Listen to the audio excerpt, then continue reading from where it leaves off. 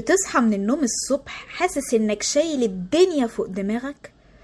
تفتح الموبايل تلاقي صاحبك اللي كان بيغش منك في المدرسة متصور في المالديف، وصاحبتك اتخطبت لمليونير، وانت الانجاز الوحيد اللي عملته النهاردة انك يدوبك لحقت الميكروباص والكرسي اللي جنب السواق كان فاضي. بنسأل نفسنا دايما، هي الناس دي سعيدة بجد؟ وايه سر السعادة اللي محدش راضي يقول لنا عليها؟ وهل فعلا محتاجين فلوس كتير عشان نتبسط؟ اهلا بيكم، انا سارة نبيه، وانا هنا عشان عارفة ان وقتنا بقى استك ومحدش عنده وقت يقرأ كتب مجعلصة، فقررت اقرأ انا واجيب لك الزتونة، الخلاصة اللي هتفيدك في حياتك ونفسيتك من غير رغي كتير.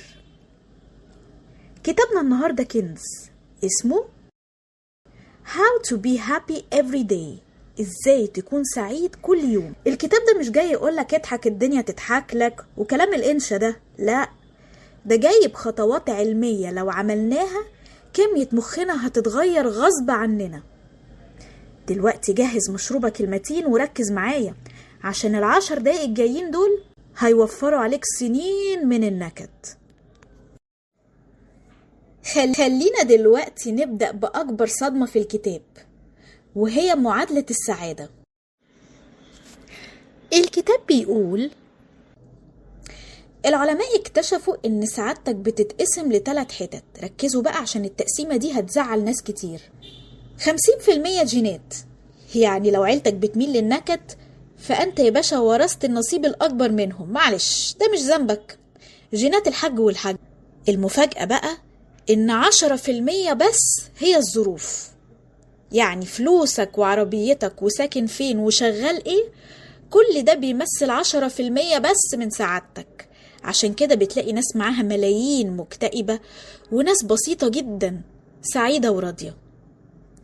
أما بقى يا باشا 40% الجايين دول ملعبك انت، وقايم عليك انت بشكل كلي، ومش عايزين نستهين أبدا بالنسبة دي.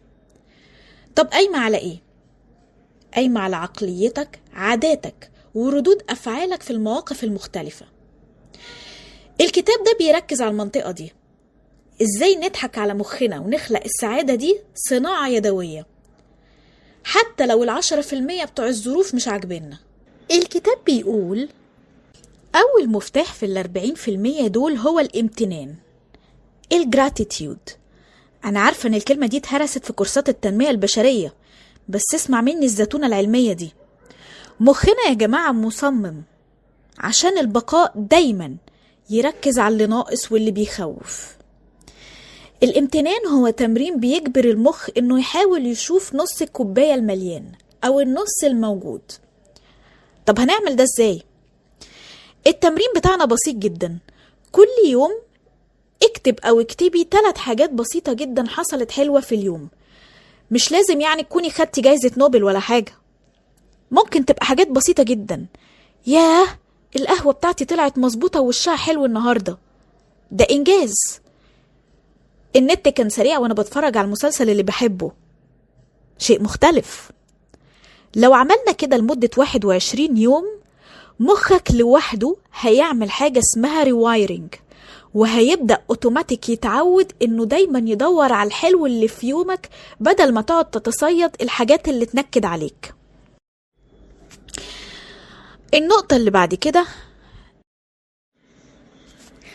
الكتاب بيقول افرحي بالهيافة، قصدي الانتصارات الصغيرة. احنا عندنا مشكلة عويصة اننا رابطين السعادة بالحاجات الكبيرة بس والانجازات الكبيرة بس، لما اتخرج، لما اتجوز، لما خس 20 كيلو. طب يعني ايه الكلام ده؟ هنفضل مستنيين كتير عشان نفرح؟ احتفل او احتفلي بالانتصارات الصغيرة. غسيل مواعين متكومة بقالها يومين، برافو عليكي، انجاز. بعتي ايميل كنتي عمالة تأجليه لمديرك، استاذ، وحش الكون. عملتي أكلة أول مرة تعمليها، برافو، شيف الشربيني في نفسك جدا. كل مرة هتعملي حاجة جديدة صغيرة وتبسطي عليها، مخك بياخد جرعة دوبامين وبيقولك شاطرة كملي. فما تحرميش نفسك من المتعة دي وتستني الفرحة الكبيرة اللي ممكن تتأخر. النقطة اللي بعد كده، غيري النظرة وارمي الكراكيب. طب لما الدنيا تقفل والظروف تعاند، هنا بتيجي تغيير المنظور أو shifting perspective. بدل ما تقولي ليه يا رب ما حصلش فيا كده، اسأل أنا ممكن أتعلم إيه من الموقف ده. مثال بسيط، واقفة في إشارة والشارع واقف، ممكن تفضلي تزعقي وتحرقي دمك، وممكن تعتبريها فرصة إنك تسمعي حلقة زي اللي احنا بنسمعها دلوقتي، أو تكلمي حد وحشك. الموقف واحد، بس المهم رد فعلك انت ليه هيكون ايه. ودلوقتي لازم نتكلم عن أهم نقطة في كل اللي احنا قلناها دي، وهي فن التخلي، letting go. الكتاب بيقول عشان تكوني سعيدة لازم تخففي الحمولة اللي انت شايلاها. ارمي الزعل القديم، اللي فات مات. ارمي جلد الذات، بلاش تقول يا ريتني كنت عملت. وارمي كراكيب اللي في البيت. صدقوني يا جماعة، البيت المكركب بيعمل عقل مكركب. وأخيرا وليس آخرا، صاحبي نفسك. أهم درس طلعت بيه من الكتاب ده هو السلف كومباشن، الرفق بالنفس.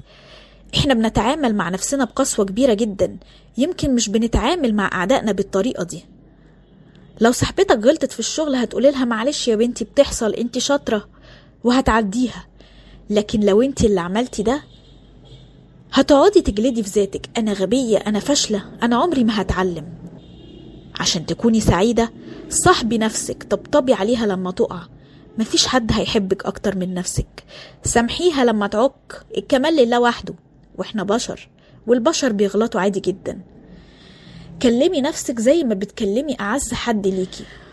وبكده نبقى خلصنا اهم النصايح اللي موجودة في كتاب How to be happy every day زي ما الكتاب بيقول. ايه رأيكم من النهاردة نبدأ مع بعض نطبق ال6 نقط اللي طلعنا بيهم من الكتاب ده؟ وقولولي في الكومنتات ايه اكتر عادة من دول ناوية او ناوي تبدأ بيها من بكرة. اشوفكم في كتاب جديد ومعلومات جديدة ونصايح جديدة زي ما الكتاب بيقول.